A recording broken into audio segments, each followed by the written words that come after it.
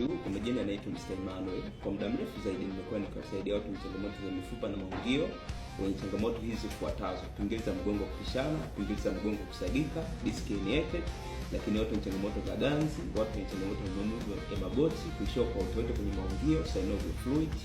Hizo ni baadhi ya changamoto ambazo watu wenye changamoto za mifupa wanazipata na husababishwa na upungufu wa madini ya chuma, calcium na iodine, lakini pia mtindo wa maisha ambao watu wanaishi kutokana na matumizi ya vyakula ambavyo havijapitia katika mchakato sahihi unaotakiwa, na kupelekea hizi changamoto kutokana na ongezeko la sumu mwilini linaloenda kuathiri mifumo mbalimbali ya mwili wa binadamu.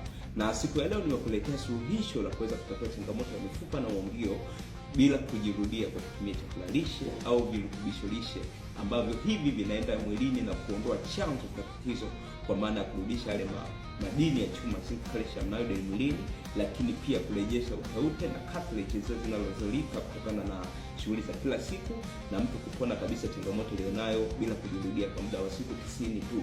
Kwa hiyo kama na changamoto ya mifupa na maungio, ushauri wangu siku ya leo kwako ni kwamba usitumie antibiotics kwa sababu hazimalizi au kutibu tatizo. Tumia virutubisho lishe kwa sababu ndio suluhisho la kudumu la changamoto ilionayo bila kujirudia. Asante sana, karibu kwa suluhisho.